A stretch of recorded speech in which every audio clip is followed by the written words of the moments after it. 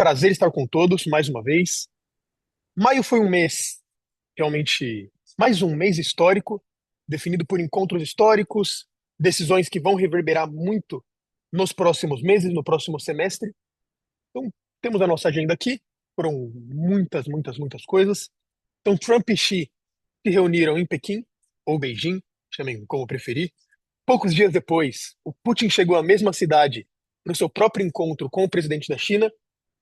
O Fed ganha um novo presidente, Kevin Warsh. Então a gente vai analisar tudo o que aconteceu, questão de IA também, SpaceX, Anthropic, OpenAI, IPOs históricos chegando em breve. Então a gente vai analisar um pouco de tudo o que aconteceu e entender o que cada evento significa para o mercado, como afetou e como irá afetar. Antes de mais nada, tem os avisos clássicos. Então, é um webinar exclusivo para parceiros. Eu sempre deixo isso extremamente claro. A gente vai totalmente destinado a vocês. E com isso, podemos começar. Fica gravado também, sempre vai estar no YouTube, no back-office de cada um de vocês, então podem rever quando bem entenderem. Acho que é um material muito valioso para se comentar com os clientes. Essa é a ideia, munir vocês de informações para que possam vender ainda mais. Com isso, começamos com o encontro histórico de Trump e Xi Jinping. Então, no dia 13 de maio, o Trump desembarca em Pequim para uma cúpula bilateral com Xi Jinping, que é o primeiro encontro formal entre os dois líderes desde o início do segundo mandato do Trump. Trump não foi sozinho, então tem diversos nomes de diversas indústrias. A gente destaca ali claramente o Elon Musk, Jensen Huang, da Nvidia, Mark Zuckerberg tinha um representante, ele não foi, mas tinha um representante da Meta, Tim Cook, conhecido pelo Trump como Tim Apple, chamado carinhosamente por ele assim, também esteve. Para os mercados, a presença desses executivos já sinalizava que acordos comerciais concretos estavam na agenda. Então, tem diversos pontos que foram discutidos, de que os assuntos passam por Taiwan, Irã, inteligência artificial, tarifas e terras raras. O Xi chega ao encontro em uma posição de força maior do que o ano anterior, porque tem a reversão da escalada tarifária do Trump, ameaçando restringir exportações de minerais críticos, e o Trump recuou nas ocasiões que essa ameaça foi acionada. Temos os pontos centrais que foram discutidos. Então, antes de mais nada, e maior do que todos os outros, Taiwan tem muitas questões, creio que vocês devem estar por dentro, sobre a independência de Taiwan e se será uma ilha chinesa. O Xi advertiu diretamente que os dois países terão confrontos e até conflitos se a independência de Taiwan não for tratada com cuidado, descrevendo o tema como a questão mais importante da relação. Realmente pede muito essa cautela do Trump ao se posicionar do lado de Taiwan. O que não mudou também a posição do Trump, que não falou muito sobre. Tarifas, então, é um assunto que a gente falou muito no início do ano passado, no meio do ano passado, enfim, assunto de muitos webinars, e os Estados Unidos mantêm suspensas as tarifas recíprocas, mais altas, claro, que tinha sobre produtos chineses até novembro de 2026, então realmente um alívio. Comércio agrícola, a China concordou, e esse foi um dos poucos acordos, a comprar pelo menos 17 bilhões de dólares por ano em produtos agrícolas americanos até 2028. Fentanyl é uma pena, mas o Trump entra nesse governo já com um discurso bem forte de que o fentanyl vem da China, passa por Canadá e México e daí entra nos Estados Unidos. A China concordou em controlar ainda mais o envio de produtos que podem ser usados para fabricar a droga. E por último, mas não menos importante, o único acordo comercial relevante feito no encontro, que foi a compra de 200 aviões Boeing pela China, um volume ainda assim abaixo das expectativas. Se esperava mais, esperava realmente uma compra histórica de muitíssima coisa. 200 não é ruim, mas para se ter uma ideia, as ações da Boeing caíram por ser algo que decepcionou os mercados. Além disso, os dois lados concordaram em criar um Board of Trade e um Board of Investment para administrar a relação econômica bilateral e reduzir o risco de uma nova escalada tarifária a cada impasse comercial. Então, realmente não deve acontecer aquela qualquer problema entre os dois, novas tarifas e novas sanções. Temos a reação do mercado. Como comentei, a antecipação do encontro já movimenta os mercados. Então, antes mesmo do início das conversas, a S&P e a Nasdaq já retomavam suas altas históricas. Na sessão de 14 em maio, conforme as conversas aconteciam, o S&P passou de 7.500 pontos pela primeira vez, porém, o resultado vem abaixo das expectativas. Os mercados demonstraram uma decepção com o escopo limitado do único acordo anunciado, que foi a compra dos aviões Boeing, e as ações da Boeing, por si própria, caíram 6% em uma única sessão.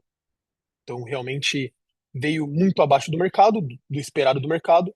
No gráfico de uma hora, dá para ver essa reação muito forte, 4,44% abaixo em uma hora, que foi quando se anunciou que eram apenas, é muita coisa, mas menos do que o esperado, 200 aviões Boeing.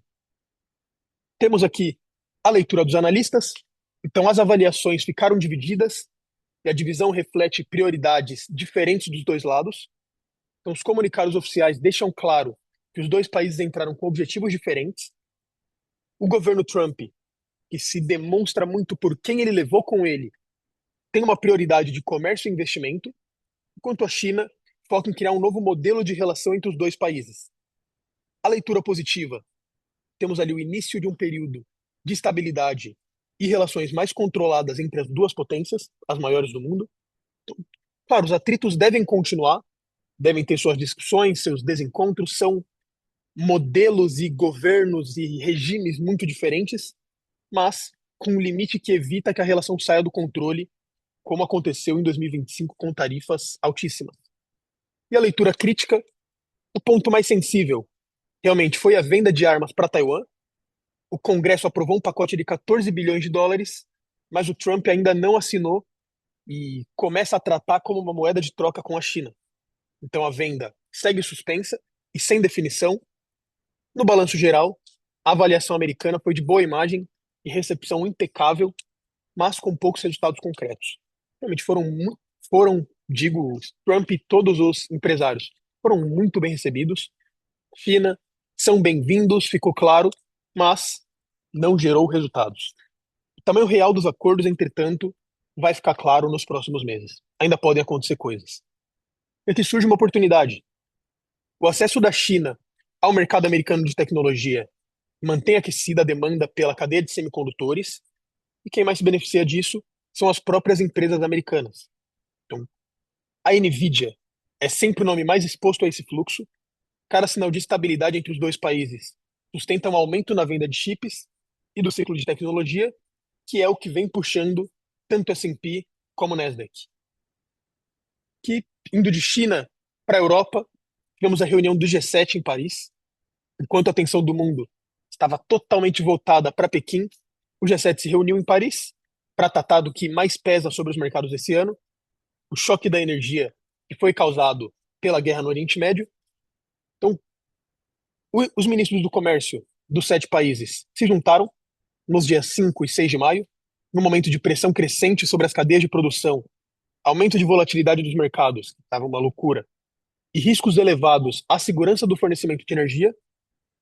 O comunicado final tratou de 3 frentes principais, os 3 principais pontos dessa reunião e o que eles mais discutiram. Concorrência desleal, tem muita ligação com o que estava acontecendo na China e com os dois países que estavam por lá. Então o bloco se comprometeu a combater práticas que distorcem de qualquer forma o comércio, como países que usam dinheiro público para subsidiar suas empresas. Ao meu ver, aqui bem claro, um golpe na China, e a exigência de que empresas estrangeiras entreguem suas tecnologias para poder operar localmente. Cadeia de produção, então, o reforço do fornecimento de minerais e metais críticos, matérias-primas essenciais para a indústria e que hoje dependem fortemente da China. Então, novamente, mais um ponto ali, mais uma facada na China. E regras do comércio também foi um ponto principal. Então, modernização das regras do comércio internacional e cooperação mais próxima entre os 7 países. Realmente, atuação como um bloco. Eu não digo que para isolar a China, mas para cortar uma potencial dependência da China. Que isso realmente considero algo perigoso para o mundo. Os ministros de finança Realmente foi a reunião mais relevante para os mercados. Os ministros de Finanças e presidentes de bancos centrais se encontraram no dia 18 e 19 de maio, também em Paris, por 2 dias, 18 e 19. O objetivo era formar uma frente única enquanto a guerra do Oriente Médio, que vem abalando muitas perspectivas econômicas no mundo todo. As conversas não foram fáceis.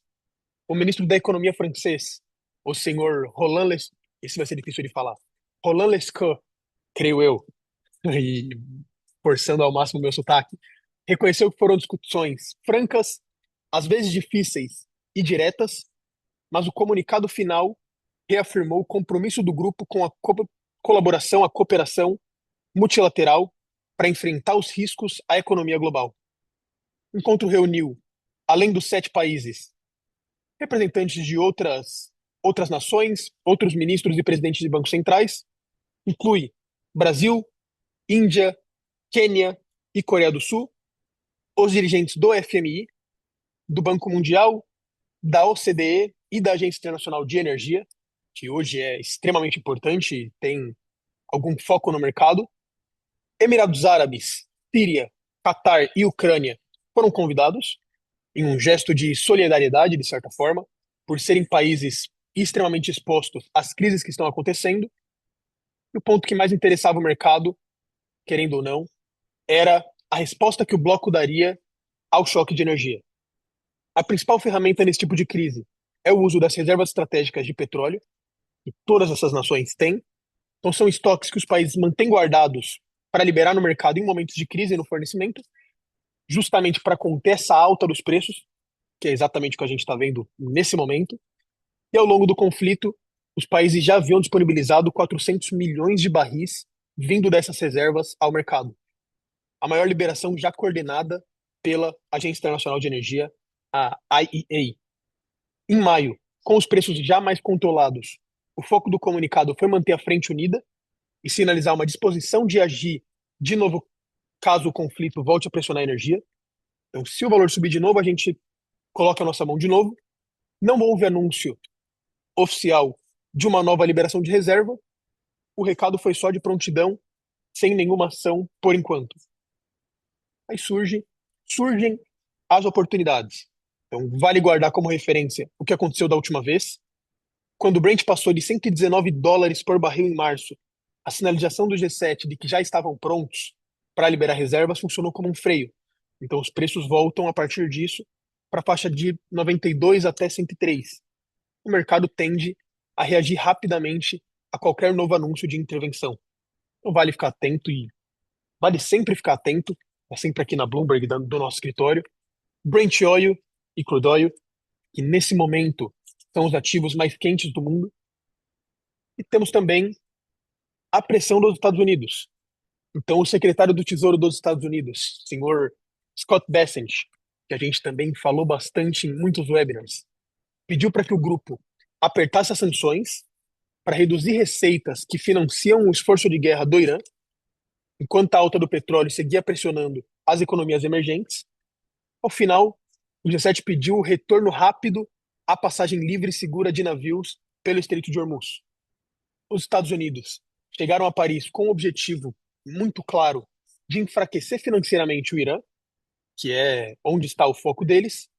Em um discurso na conferência No Money for Terror, em paralela à reunião do G7, o Bessent pediu para que os demais países ajudassem os Estados Unidos a combater o Irã, cortando o financiamento que o sustenta, e apresentou um novo conjunto de regras para impor sanções agressivas e direcionadas ao Irã.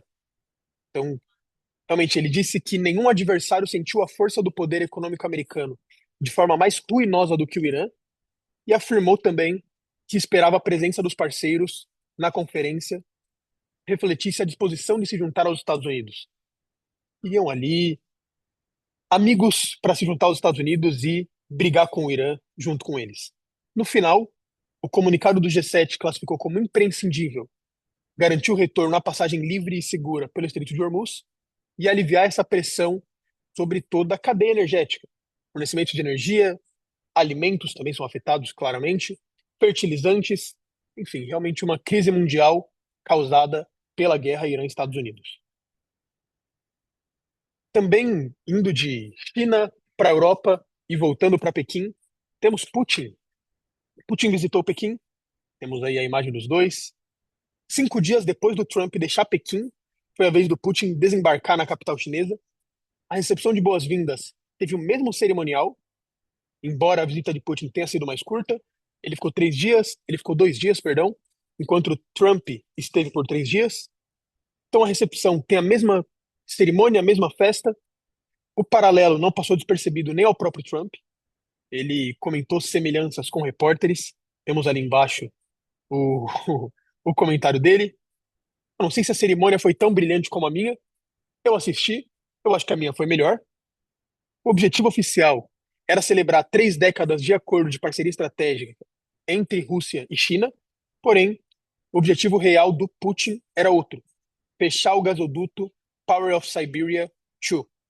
Então, temos aqui um pouco mais sobre. Não se concretizou, esse é um ponto que já temos aí muito claro. Os dois lados não chegaram ao acordo sobre o gasoduto. O Kremlin afirmou que concordaram com os parâmetros básicos da rota e da construção, mas a data de início e o preço do gás permaneceram sem definição. Para entender o tamanho, é preciso entender o projeto. Então, o Power of Siberia 2 é desenhado para levar até 50 bilhões de metros cúbicos de gás natural por ano da Rússia para a China, passando pela Mongólia, que está ali no meio, e tem como objetivo compensar o mercado europeu que a Rússia perdeu após a invasão da Ucrânia. Então, realmente, acordos e mercado extremamente aquecido. A Rússia perdeu de um lado, perderam do lado da Europa, que comprava gás, comprava petróleo deles, e querem a China tapando o buraco de certa forma. A China controla a negociação, título muito forte e verdadeiro. O acordo segue sem avanços há anos, que levanta uma questão: será que a China tem interesse em resolver? Então, temos alguns pontos ali. Primeiro, produção doméstica. Então, a China tem produção doméstica crescente e não está desesperada por gás russo. Logicamente, gostariam de ter o gás, de preferência com grande desconto, tendo em vista todas as sanções e tudo que passa a Rússia. Disputa de preços. Então, a Rússia quer manter valores próximos aos que praticava com a Europa. A China, logicamente, quer negociar, pressiona por um preço atrelado aos seus próprios valores domésticos, que são muito mais baixos. Dependência russa. Então, a falta de compradores alternativos da Rússia significa que a China pode esperar o tempo que quiser. Quando você é o principal cliente de alguém que não tem opções de diversificação, é você quem dita os termos. Por isso as negociações são lentas e difíceis, e devem ser. E incentivar o mercado interno, que também é uma característica muito forte da China. Então, assinar um contrato de longo prazo a um preço fixo tornaria a China, em parte, dependente da Rússia. Manter a negociação em aberto, as empresas chinesas têm liberdade de escolher entre o gás russo ou o gás liquefeito chinês, ficando com o que for mais vantajoso para eles. Então, em resumo, deixar o acordo quase pronto acaba mais conveniente para a China do que fechar ele.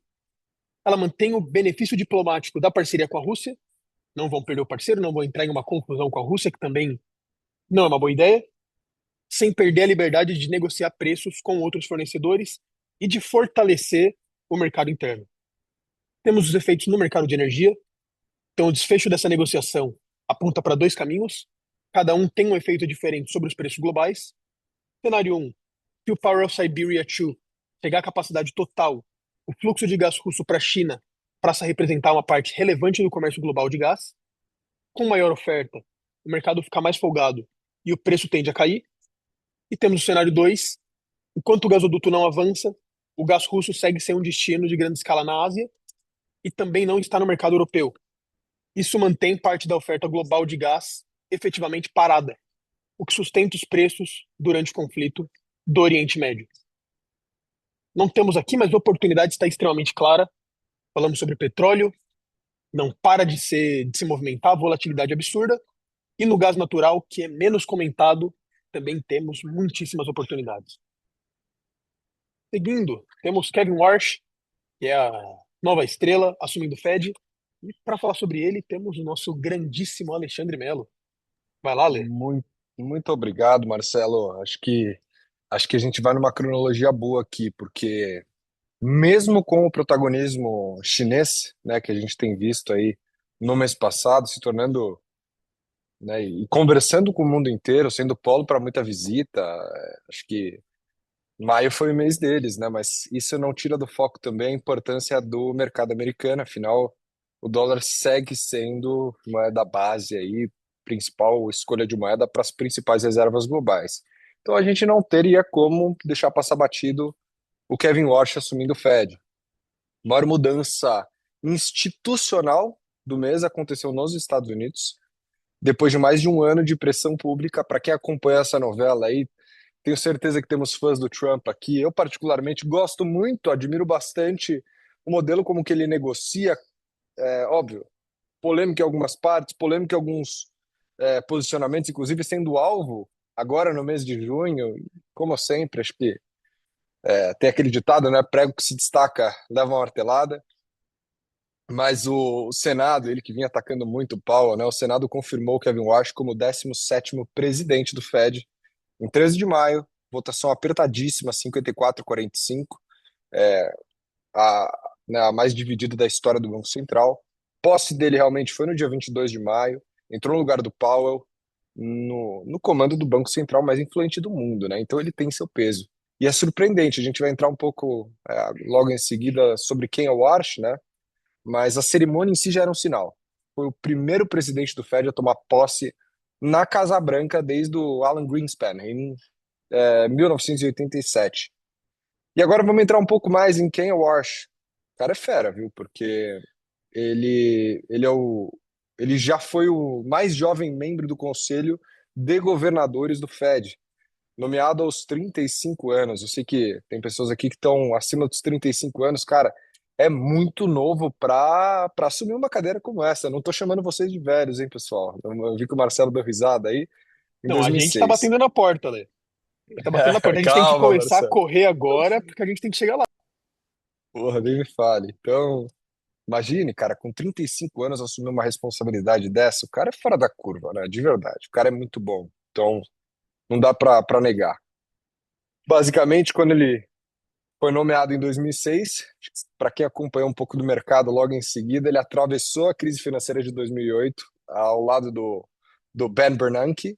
E depois de deixar o banco em 2011, ele tornou-se um crítico constante da política monetária, chegou até a pedir uma mudança de regime no Fed em entrevista no ano passado, algo que ele também já, né, se comunicou e já se prontificou a falar esse ano. O que ele defende em linhas gerais, né? Uma disciplina mais dura contra a inflação, comunicação mais enxuta do Fed e um banco central com foco mais restrito. E ia falar, né, até um pouco agora do cenário que ele herdou, inclusive até com atualizações. Ele que já fez, isso daqui não está na apresentação, mas ele já fez duas contratações. Não sei o que esperar dessa decisão agora do dia 18, né? Imagino que vocês tenham opiniões aí, a gente pode até debater isso no chat, se tem possibilidade de subir juros, por exemplo, ou se vai manter, mas basicamente o cenário que ele herdou é um momento especialmente muito difícil, é um momento muito atípico. A meta de inflação deles é de 2% e eles estão pressionadíssimos desde Covid, tarifas, energia, risco político. Então, os dados que ele encontrou, inclusive, isso está na nossa plataforma. Em breve a gente vai ter um novo parceiro. Não vou anunciar nada aqui para vocês, mas com mais ferramentas ainda no site para vocês. Isso daí é, no caso, o calendário econômico. E esses são os dados que ele encontrou. A gente vai analisar dado a dado aqui bem brevemente, mas se vocês entrarem na plataforma, Marcelo, quer mostrar para eles? Óbvio, isso daí é temporário, a gente sempre vai atualizando, mas acho que é importante o pessoal saber, porque sexta-feira, por exemplo, teve NFP, né? Toda primeira sexta-feira do mês tem Non-Farm Payroll, e é um dado muito importante. Então você vai em Resources, como o Marcelo está mostrando, em Economic and Corporate Calendar, inclusive ali você pode ver, às vezes, earnings de empresa, então, poxa, as maiores e principais empresas de tecnologia, que realmente movimentam o índice, né? Então ali o Marcelo está mostrando, por exemplo, vamos fazer o caminho tradicional, Marcelo, entra em filtro, né? Então ali você vê, por exemplo, filters, você pode filtrar pelos principais, né? Então, às vezes você não quer ficar olhando todos os países, o que tem no calendário. pode ver as de alto impacto, filtrar por all ali do Major Countries e colocar apply. Quando você colocar apply, você vai ter filtrado ali só as de grande impacto. Então, hoje, por exemplo, a Lagarde, né, a Christine Lagarde, a francesa aí do ECB, presidente do ECB no caso, ela vai fazer um speech. Então, a gente já sabe que minha visão tá meio ruim, ô Marcelo. Que horas que é isso daí? Me ajuda aí. 13h30. 13h30 Então, Brasil. 13h30 Brasil, a gente deve esperar comentários da grandíssima Lagarde, francesa, que pode se posicionar, inclusive a decisão dele, se eu não me engano, é dia 11 de junho, é na quinta-feira agora, né? Então, decisão de taxa de juros lá. Tô errado? Estamos vendo ela. Dia 11/6 já temos aqui a decisão. O forecast é de subir 0,25. Então, o discurso da Lagarde hoje é importantíssimo. Exatamente. E é isso que move os mercados, pessoal. É esse tipo de sinal que vocês têm que estar acompanhando. Por quê? Porque é com essa fluência que vocês conseguem se mostrar como advisors, como realmente um profissional de mercado, no mercado, inclusive aqui no Brasil, né? Que acho que para alguns que já trabalham com outros produtos concorrentes, etc., que acabam não sendo concorrência direta, né? Mas acabam sendo produtos internacionais, por assim dizer. Porra, você tem que ser o cara que dá o caminho, que está atualizado, que sabe do mercado, que leva informação. E tudo isso você tem acesso ou entrando em contato conosco do time, a gente pode trocar figurinha, ou acessando prontamente a plataforma, vendo dado, fazendo leitura, tendo próprias opiniões. E hoje tem tudo na internet também, mas esse, para quem não sabe, essa é uma ferramenta muito boa. E aí, voltando para a apresentação, então, Marcelo, muito obrigado. A gente vai falar sobre dado. Então, CPI, né? O tão chamado CPI, Consumer Price Index, acima do forecast, acima do prévio, em 3,8, sinal de, né, inflação ao consumidor. A gente vê o PPI, né, excluindo comida e energia, que são ativos mais voláteis, que normalmente puxam. A gente vê também um atual muito acima do prévio e muito acima do forecast. Então, uma diferença grotesca. Retail sales ali se mantendo em linha com o forecast. Então, o mercado não surpreendendo, né? Vendas do varejo não está surpreendendo, né? Seguiu como forecast. E o PCI, que falam, né? Basicamente, gastos e consumo pessoal também com um dado em linha. Mas, bom, basicamente, ele era um cenário muito difícil. Inflação acima da meta, em todos os principais indicadores, como vocês podem ver, a gasolina pressionando o bolso do consumidor e o crescimento econômico pressionado, porque não está surpreendendo. É óbvio, isso daí são dados do passado, né? Lembra que a gente não vai falar agora de sexta-feira, aqui os dados que saíram de NFP, é uma análise ali do mês passado. Então vamos falar sobre as cadeiras, o comitê dividido, né? Mesmo que o Arch, inclusive, era esse um debate muito grande que sempre vai estar à tona, que tem mudado, inclusive, o comportamento de Banco Central do mundo inteiro, é sobre a independência do Fed, né? Então, mesmo que o Arch quisesse cortar juros, tivesse alinhado ali com o Trump, diferente do Mr. Too Late, o grandíssimo Powell também, ele talvez não conseguisse aprovar durante a votação. Então, o Fed está dividido como não se via há 3 décadas. E a gente vê aí uma, uma divisão muito grande ali de inclinados a cortes, inclinados a altas, centristas. Isso que o Miran não está nem aí, né, Marcelo? O Miran já saiu, mas ele com certeza estaria debaixo ali da Bauman, que ele com certeza era o louco do corte, né? Tava louco para cortar. Bom, na reunião de abril, a última do Paulo no comando, o comitê ficou dividido, 8-4, maior divisão desde outubro de 92. E, e vamos lá, vamos entrar um pouco aí nos times ali, nas divisões. Então, os argumentos do pro-hike são diretos, né? O hike seria a subida de taxa de juros. A Beth Hammack, de Cleveland, afirmou que a sinalização de cortes não era mais apropriada né, diante de todas essas pressões inflacionárias generalizadas. Ela tem um ponto. O próprio share desse grupo hawkish já formado. Então é Kashkari, a Lori Logan, de Dallas, e, e a Beth Hammack, como eu falei para vocês, né? Então, antes mesmo da sua posse, já rejeitaram o viés de corte no comunicado de abril. A gente está vendo comentários aqui, Marcelo, vamos deixar para o final, senão a gente atrasa, mas Dá uma Mas ele tem um vontade comentário de. forte aqui. Deu vontade de engajar. Comentário Deu forte. vontade de engajar, né, cara? Deu vontade. Max sabe de algo. E, bom, embora o Washington tenha sinalizado a abertura a juros mais baixos antes de assumir, ele pode encontrar apoio limitado dentro desse comitê atual, né? Especialmente por conta de tudo, choque energético, inflação persistente. E, e o Max acha que vamos ter corte, né? Aí é loucura, Um Max. Eu comentário acho, mais forte ainda. caramba, eu acho que não, de jeito nenhum, não tem Acho que como ter corte. ele é ele talvez seja pró-governo, mas eu acho que um corte ele não vai ter a cara. Ele não vai ter a cara. Nossa, Imagina a reação isso do mercado. Imagina o momento dessa decisão, corte. Imagina a pancada que iam ser os gráficos. Ia ser a maior oportunidade que a gente teria visto na nossa carreira. Para se posicionar, ia ser uma loucura. Tá doido. Cara, isso vai ditar muito da atuação também, porque imagine se ele corta, o que ele não vai ouvir do público geral falando sobre esse tema de independência do Fed, né? Porque, eu acho muito difícil. Eu não acho que sobe, eu acho que mantém. Sendo bem honesto, essa é a minha posição, pelo menos nesse primeiro momento. Ele estaria assumindo o papel de fantoche. Aí realmente ele estaria assumindo o papel de fantoche. Trump é Uhum. meu dono. Não tem como. Não dá para assumir isso, mas, bom, a gente vai falar oportunidade, né? Então, o mercado, vamos pro bolão, ó, Max, cara, a gente não resiste, né, Marcelo? Puta, a gente Puta, fala pior disso que o a dia gente gosta inteiro. do bolão demais, cara. Isso é uma loucura. A gente gosta de colocar 500, colocar 200, colocar 100 pra fazer uma coisa dessas. A gente tem que Tem fazer. aposta no escritório aqui, tem aposta. A gente já fez algumas vezes bolões aqui de vai, né, qual que é a decisão do Fed. E não vai ser diferente, Max. A gente troca figurinha ali no WhatsApp. E, bom, o mercado começou o ano esperando cortes, agora a gente já vê um movimento contrário. Na visão do mercado, ali já é consenso, possibilidade de alta de juros o quanto antes. Não nessa próxima, agora acho que do dia 18, se eu não me engano.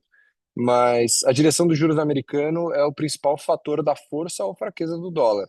Com o Fed dividido e o mercado dando essas osciladas entre manutenção e alta, cada nova informação reprecifica essa expectativa. Então, é nessa oscilação constante, por exemplo, dos pares como euro-dólar, do dólar e ien, por exemplo, são as melhores, inclusive, dólar e ien especificamente. A gente falou, se não me engano, do webinar passado, eu estou confundindo, mas do yen intervention. Então, a gente precisa captar, né? A gente precisa verificar quais são as melhores oportunidades. Essas oscilações aí são excelentes. Então, do mercado americano, a gente deve esperar muita coisa acontecendo esse ano. E agora vamos para o lado do favorito de muitos aí. Favorito e odiado por muitos também, né? O cara polêmico. Acho que não sei quem é mais, o Musk ou o Trump, Marcelo. Quem que você acha? Quem que tem sido mais polêmico aí ultimamente? Ale, é uma disputa muito forte.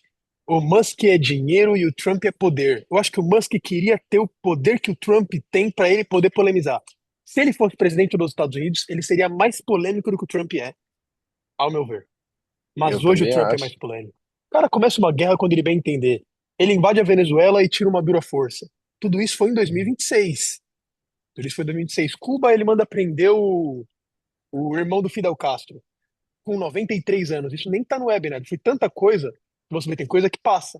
Manda prender o velho de 93 anos lá. Traz para os Estados Unidos para ir pra cadeia. O cara tem um poder muito grande. Então, polêmico como ele, não existe ninguém no mundo.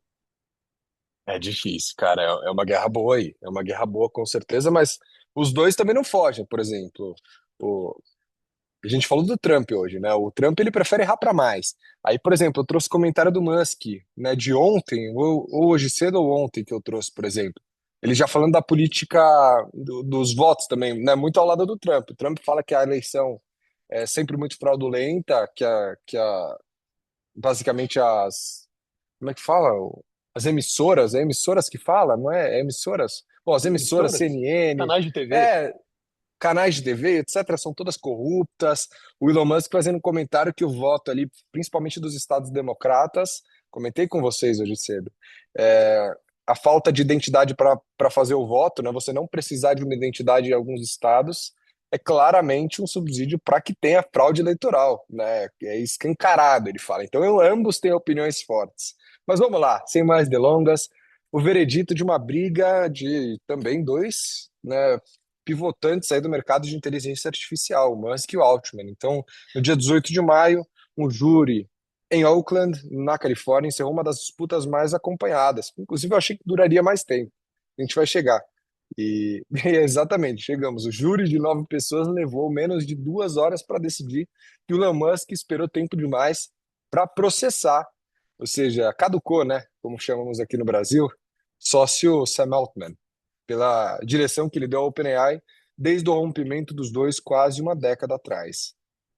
A origem da disputa, né? O Musk ajudou a cofundar e financiar a OpenAI, mais de 38 milhões de dólares doados nos primeiros anos. Em fevereiro de 2024, ele processou Altman, o presidente Grok Brockman e a própria OpenAI, alegando que eles roubaram uma instituição de caridade e se enriqueceram de forma indevida ao transformar a empresa numa estrutura com fins lucrativos. Inclusive, foi um debate muito forte no mercado, né, com essa perda, porque o pessoal falou: agora eu vou começar a criar empresa falando que não tem fim lucrativo, vou fazer um monte de captação aqui, depois eu falo que mudou. Né? Então, com certeza, isso dá um novo norte para empresas de inteligência artificial que começam nesse caminho de não ter fim lucrativo. Né? Ela foi criada, no caso, a OpenAI, em 2015, sem fins lucrativos, com a missão de desenvolver IA para o benefício da humanidade como um todo. E em outubro de 2025, a empresa concluiu a sua reestruturação para uma corporação de benefício público controlada por uma fundação sem fins lucrativos e concedeu à Microsoft, muito inteligente também, uma fatia de 27%. Foi exatamente essa transformação que o Musk tentou reverter na justiça. E as exigências do Trump, olha aí, do Musk eram muito agressivas. A gente já conhece um pouco do caráter aí agressivo do Musk. Tem um ditado que é never bet against Musk, né? Então, nunca se posicione. Tem gente que prefere ficar fora, mas não never short, né? Nunca venda aí, nunca duvide do potencial do Musk pelo perfil arrojado que ele tem e pela competência, né, que ele vem distribuindo e demonstrando no mercado. Mas as exigências eram forçar a OpenAI e a Microsoft a devolverem até 180 bilhões em ganhos mal obtidos para o braço sem fins lucrativos da OpenAI, remover o Altman e o Brockman da liderança da empresa, impossível, né? Loucura também. A negociação tem que ser assim, mas e desfazer a reestruturação de 2025 que permitiu esse crescimento com fins lucrativos. E por último, a decisão, né? O júri concluiu que as alegações de Musk foram apresentadas fora do prazo legal de 3 anos. Então, como o caso foi descartado por causa do prazo, o júri não chegou a julgar o mérito das acusações de Musk. Não houve decisão sobre se a OpenAI de fato traiu ou não traiu sua missão original. O Musk classificou a decisão como uma tecnicidade de calendário e afirmou que vai recorrer. Já o advogado-chefe da OpenAI rebateu, falou: não é uma decisão técnica, é uma decisão de mérito. E mesmo sem julgar o mérito, o processo expôs bastidores relevantes do setor. Entre os documentos do caso estavam mensagens de Altman durante sua breve demissão em 2023, e o julgamento confirmou relatos de que a OpenAI chegou a conversar com a Anthropic sobre uma possível fusão naquele período. E como sempre, isso abre e nos dá muitas oportunidades, né? Eventos como esse geram um movimento de curto prazo nas ações ligadas à IA. E, pessoal, quero fazer uma observação aqui para vocês. Tenho falado isso bastante para parceiros que trabalham comigo. Mesmo que a maioria das estratégias aqui que a gente trabalha, pela viabilidade da plataforma, serem de curto, médio prazo, o foco do investimento aqui é a longo prazo. Até porque a ideia é capitalizar sobre movimentos curtos do mercado, e por isso, né, que a gente se diferencia tanto, mas saiba que até né, em operações de curto e médio prazo, o investimento é sempre de longo prazo, né? Por favor, Marcelo. Não, muito bom e importante comentário. Decisões de curto prazo que constroem um resultado de longo prazo. Isso foi um maravilhoso comentário. Então, conversar com os clientes para manter. A gente também vai estar tendo um resultado de longo prazo. Se o cliente ficar por 10 anos, vocês ganham rebates por 10 anos. Enfim, tem muitas questões envolvidas. mas como qualquer investimento, o longo prazo é a ideia. É isso aí, Marcelo. Acho que quando a gente fala do mercado de renda variável, é isso que a gente pode esperar. E por ser de renda variável, o... e também até, né, falando, tem o lado bom e o lado ruim, né? No longo prazo, a ideia é que a estratégia se pague, né? Então tem esse lado, quando a gente tem meses negativos é normal. E quando é uma estratégia muito vitoriosa, olha o poder dos compostos, né? Dos juros compostos. Então, possivelmente, você ganhando sobre os juros, né? Então, acho que é importante ressaltar isso. Mas muito bem colocado, Marcelo. E vamos lá, a Microsoft, dona de 27% da OpenAI, e a NVIDIA, que fornece os chips de praticamente toda a cadeia de IA, são os nomes mais sensíveis a esse tipo de notícia. Então, colocar um highlight aí. Para o cliente, o que importa não é prever o vencedor da corrida de IA, e sim capturar a volatilidade que cada novo capítulo gera. Quem acompanha o fluxo de notícias do setor consegue se posicionar antes e aproveitar essas janelas de movimento. Imagine você, né, assessor, advisor, consultor multifamily office, boutique de investimento, que trabalha conosco, poder levar para o teu cliente oportunidades como Intel, que valorizou, né, chegou a valorizar 220% year to date, agora caiu um pouco, né, com a queda de sexta ali, mas está em seus 167% da última vez que eu vi. IBM também, que teve um grande movimento, a Cisco, year to date estava em mais de 50% também. Imagine você ser o cara que levou isso para ele, essa oportunidade para ele, né? E seja na alta quanto na baixa. Como eu falei, né? Essas ações têm tanta volatilidade que, poxa, às vezes ele pode estar comprado em outras corretoras no buy and hold. Isso não isenta a estratégia da Exit também, numa plataforma como a Exit. Então, colocando aqui um pouco desse ponto estratégico comercial para vocês. E agora, indo para as próximas aí, as queridinhas, SpaceX e Anthropic. Quem usa cloud aí? Quem é time ChatGPT? Quem é time cloud aí? Quem Conta não para mim aí usa no chat. cloud, quem não usa cloud, gente, dia 9 de junho de 2026, quem comentar que não usa vai me surpreender. É Ele é muito loucura, bom. é loucura. Então, conta aí, mas é ChatGPT ou é cloud, já que eu tô vendo você comentando aqui? Olha o Leonardo Braz já se posicionando. Os dois, tá certíssima.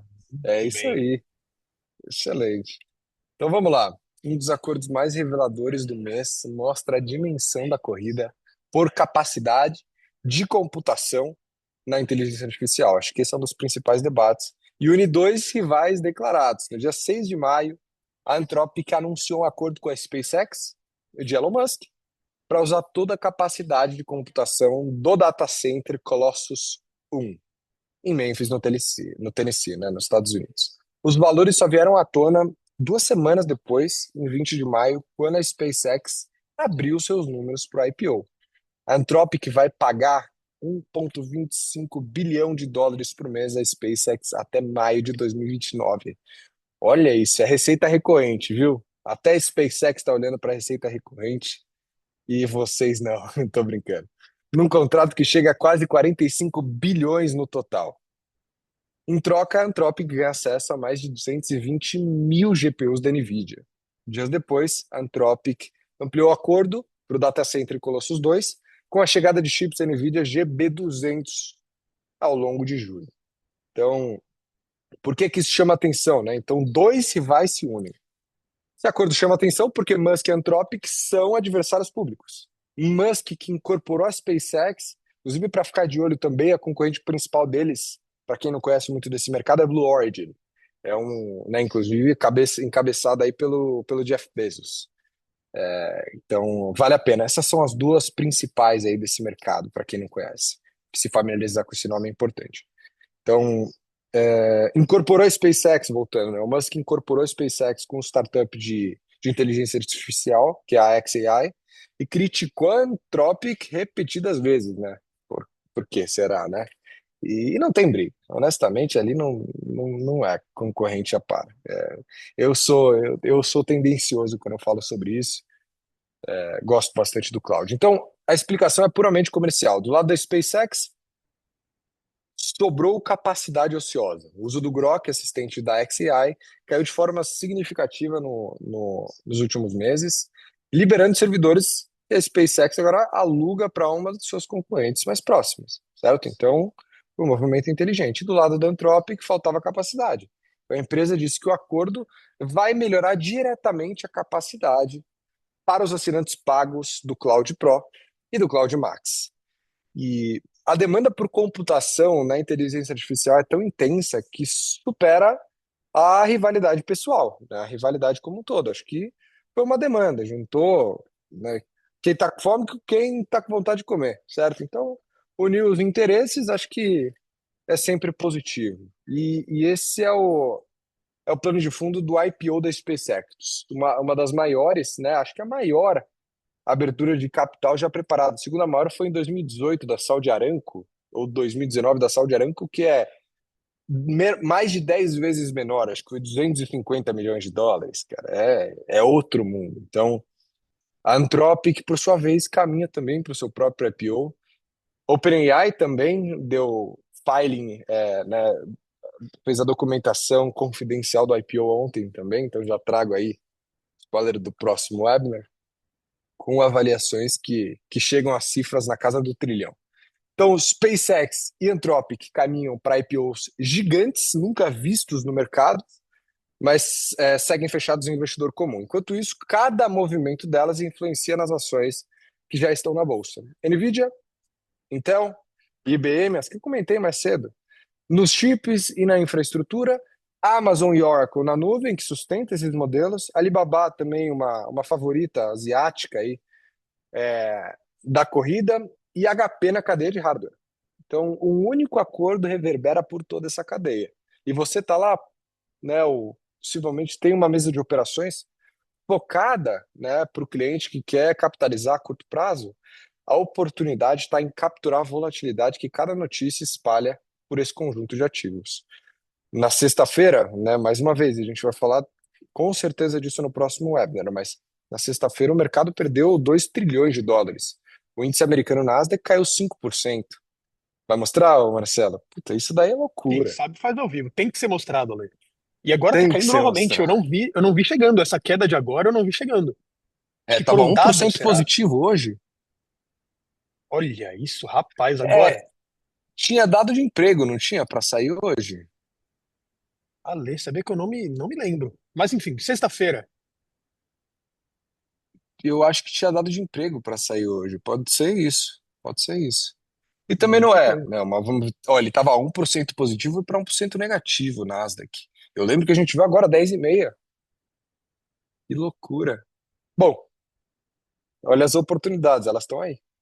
Para quem tá pegando, para quem tá acompanhando o mercado, ou para quem tem e sabe selecionar.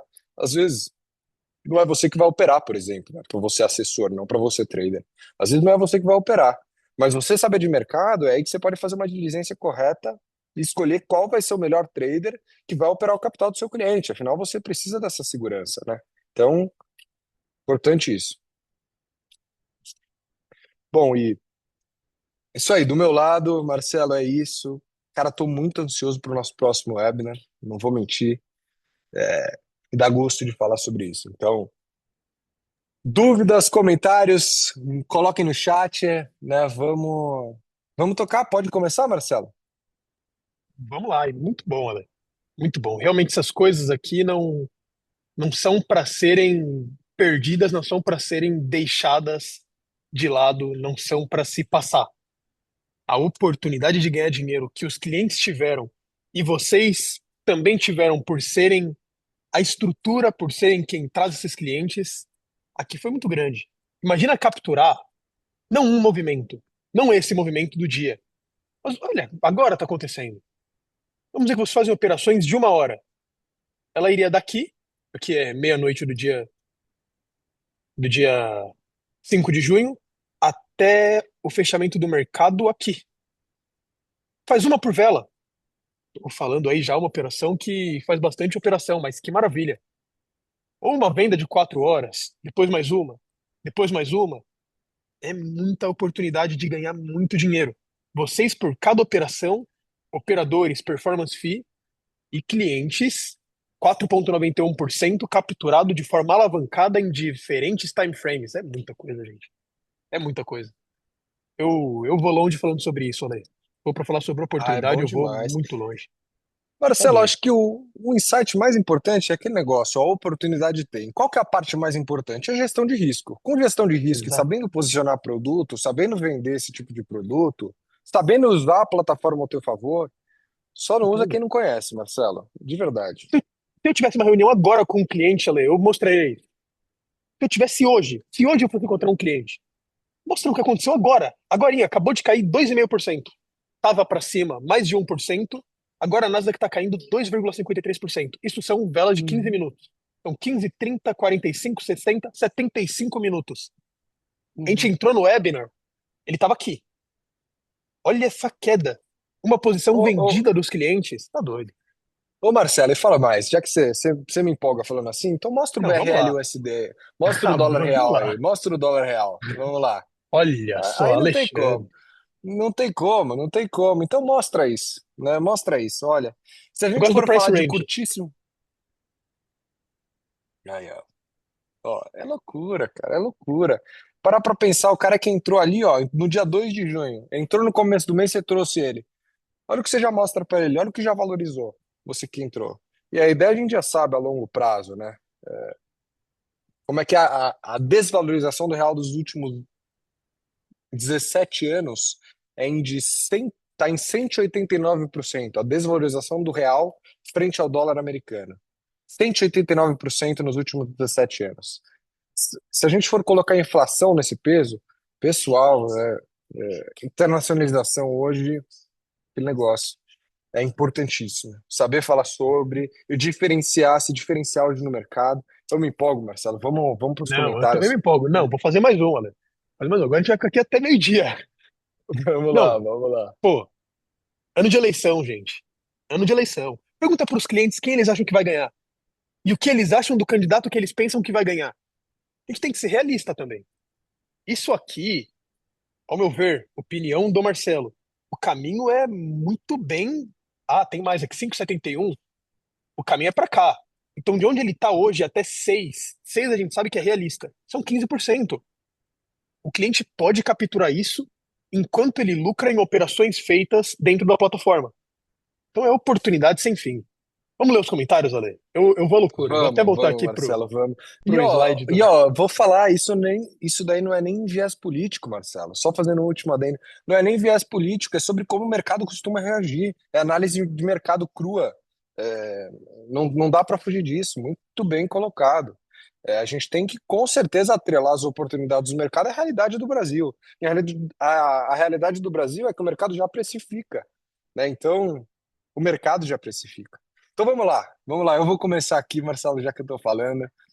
Ó, Gustavo Henrique, os Estados Unidos aceitar conversas e diálogos com a China pode ser um sinal de realmente um novo mundo, com dois líderes claros disputando. China versus Estados Unidos, aparentemente, vai ser uma disputa duradoura. Com certeza, as duas maiores e principais. Acho que é 38 trilhões de GDP ali, de PIB dos Estados Unidos contra 22 da China. Nem sei onde está o terceiro lugar, nem aparece na foto, eu acho.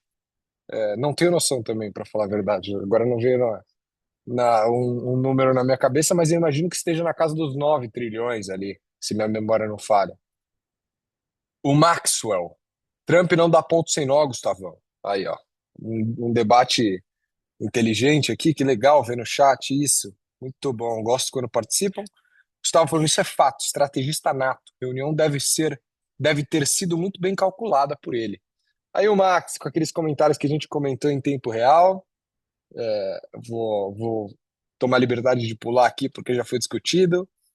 Gustavo dando opinião, taxa de juros vai ser mantido, pelo menos por hora. Se cortar, o Trump assume oficialmente o cargo de dono dos Estados Unidos.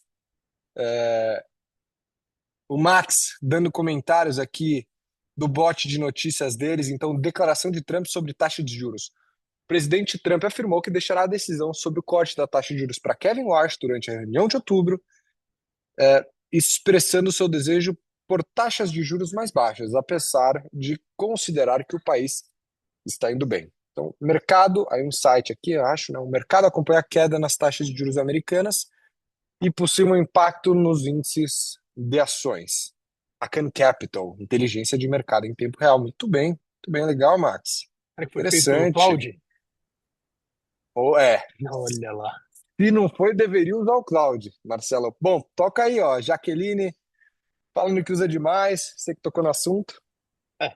Ela falou que usa demais dos dois. Inteligente. Às vezes um dá uma alucinada, o outro corrige. Eles sempre se corrigem, na verdade. Se você pergunta uma coisa pro Cloud, ele te responde, você acha que não tá bem? Abre uma nova conversa com ele e fala, ó, o ChatGPT me mandou isso. Vê se tem algo errado. E ele vai passar uma nova interpretação, então é muito bom. Gustavo comenta que hoje escolher o ChatGPT é difícil, o Cloud é muito forte. Nós, acho que por aqui estamos de acordo. A gente é suspeito para falar sobre cloud, é realmente fortíssimo. O Max soltou uma, soltou uma polêmica aqui e foi embora. Bitcoin é 45 mil, vamos lá.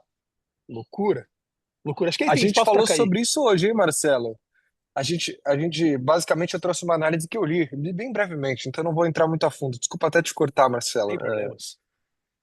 O, a gente viu, acho que há 2, 3 dias atrás, alguma coisa assim, Michael Saylor, né, realizando, fazendo. Né, primeiro que está com uma perda não realizada de bilhões, acho que são 10 bilhões de dólares em Bitcoin, um preço médio em 73 mil, acho que é isso, alguma coisa assim. E que ele havia vendido 32 Bitcoins e era isso que, né, falavam que esse era um motivo do Bitcoin estar caindo. E realmente não é. É exatamente o que a gente falou hoje. IPO de OpenAI, SpaceX e Anthropic é basicamente uma migração desse capital. É um dinheiro que estava no Bitcoin, que o pessoal está transformando em dinheiro para quando tiver abertura, o varejo, principalmente, que movimenta muitas dessas ações. E também institucional, claro. Então, possivelmente, Max, possivelmente. Não diria. Meu comentário do grandíssimo Raoni, Marcelo.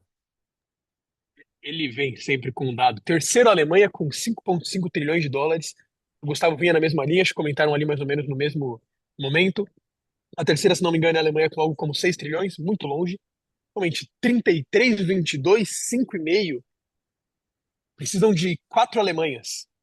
Quatro Alemanhas para chegar na China. Muitíssima coisa. É E a loucura. Jaque, finalizando aqui, disse que um melhora o outro, ainda sobre ChatGPT e Cloud. Antes de terminar, Lê, temos que fazer esse pedido para os parceiros. E não vamos terminar antes de todos fazerem o que devem fazer. Avalie a gente no Trustpilot, gente. Temos ali no chat o link, o QR Code está na tela de vocês. Muitíssimo simples. Basta abrir a câmera aqui. Eu gosto bastante do Google Lens. Google Lens, QR Code, e já vai estar na página do Trustpilot. Então, muito simples, ajuda a gente. Deixa nosso time de marketing que fez esse material maravilhoso, sempre faz materiais maravilhosos, muito feliz. Coisa simples. Deletaram alguns comentários que foram feitos aqui, então eu peço para vocês nos ajudarem com essa. E um comentário final do Gustavo ali. Chegar aos 45 mil é difícil ter método de investimento. A vontade vai ser eu fazer loucura. Fato. Vender apartamento, vender carro, vender órgão. Não. Calma. Enfim, mais alguma Gestão de coisa, Lê? risco, Marcelo. Gestão de risco, Marcelo. Diversificação. É perigoso. Não, do meu lado é isso, Marcelo. Muito feliz de apresentar esse webinar para vocês. Para quem acompanhou até agora, muito obrigado. Para quem está assistindo a gente pelo YouTube também, muito obrigado. Sempre retomem esse material, ficou dúvida, e etc. Estamos prontamente também para discutir opiniões ali numa conversa via Meet. Eu, Marcelo, a gente se prontifica.